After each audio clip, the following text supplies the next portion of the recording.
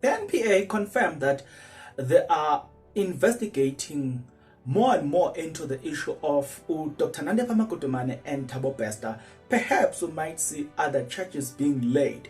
Speaking about charges being laid against these two individuals, guys, there is this person, former Miss Rwanda, was lured by these two individuals, and they promised her a $3 million worth of a presenting gig. Now, the question that then were posed was, so Thabo Best and Dr. Nandipha were involved in human trafficking, right? In as much as there's a bid to portray Dr. Nandipha as a victim, but guys, come on. Like, let me unpack all of this, provided that you're interested. If you are interested, then please stick around. As you stick around, there's only one favor that I'm requesting from you, and that favor is that you subscribe, you like the video, and you comment in the comment section below. Why do you need to do that? You need to do that because it does help out a lot when it comes to the YouTube algorithm to promote and spread this video to as many people as possible. The power here is in your hands. Speaking of that, guys, when it comes to the issue of Dr. Nandipha, the victim of GBV, the victim, what I'm saying, of being controlled by Thabo Bester, the story has a lot in it, but I don't think we're gonna get to know everything. You know why? Because if in the story there is a lot, then it means there are so many people involved in it, and those people will not want to be exposed. So they will do whatever it takes so they should not be exposed. Right? Speaking about that, then, let's get into this one. A former Miss Rwanda revealed how Thabo Bester and Dr. Nandipha tried to lure her to Cape Town for a 3 million Netflix gig. Yeah. Did you hear that? $3 million gig. Now, this woman, let's give credit to IOL for this investigation. Her name is Mutesi, who is also an entrepreneur, a former Miss Rwanda 2016, was approached through Uram Holdings, which is listed Makutumana as a CEO and Baxter under the lease of TK Nkwana as a chairman.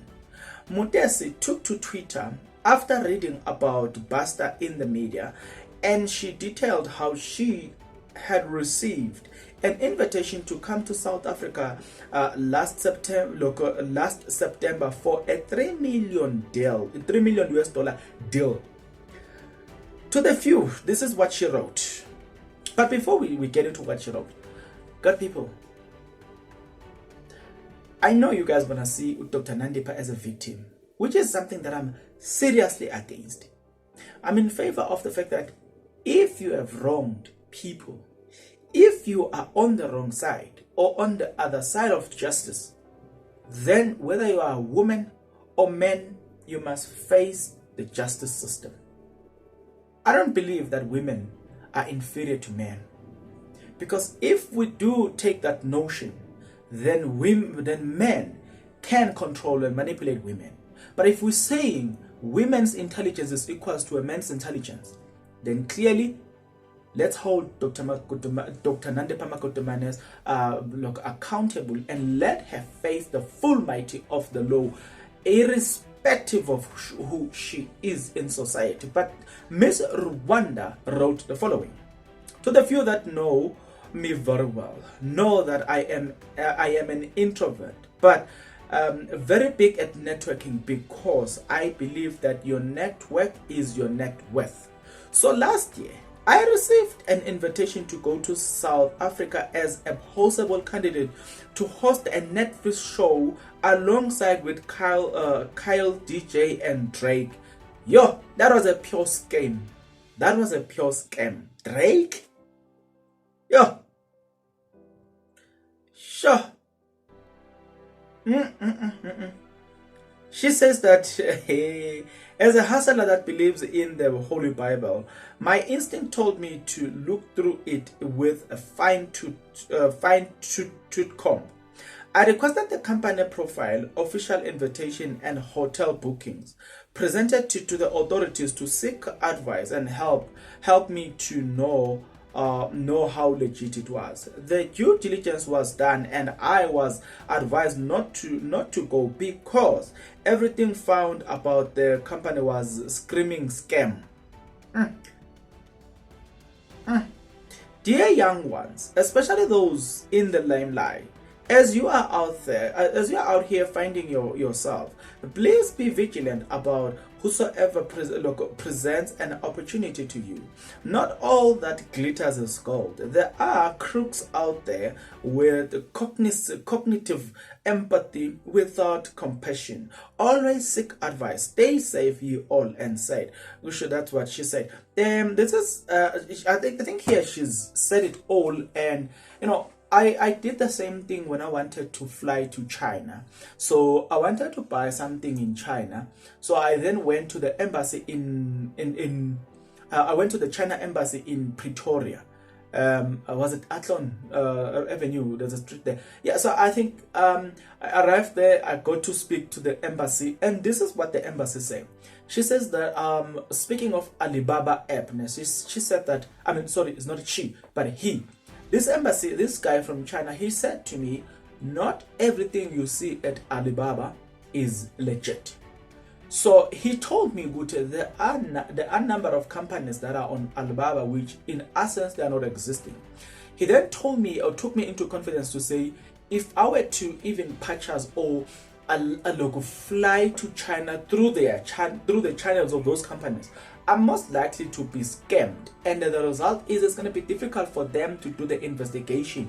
He told me that if that was to happen, then I'm going to have to attend a case in China. It's not going to be in South Africa. So if I can't bear those costs, then I shouldn't.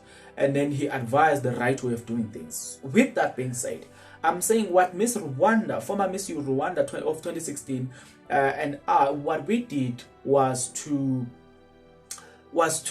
probe and see if what that which looks glamorous, is it glamorous as it appear on the eye. We then found that hey, there's more than what meets the eye.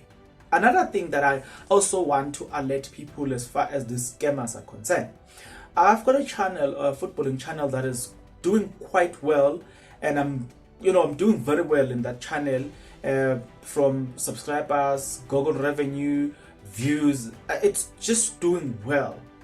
But if I can show you emails that I've received, promising me that we've seen your channel, we want to sponsor you. When you start doing your diligence, you don't discover that that's a scam. You know what I'm saying? So I'm saying to people, with all that being said, I think I'm one that has been in a situation where at some point I even celebrated that I finally found a sponsor that's gonna sponsor me. Hey, but I don't know, man. Something told me, no, Bongs, you need to do your due diligence here. Hey, man. When I was checking clothes, I was like, this is not what I'm looking for. Actually, this is a scam. But I was almost lured.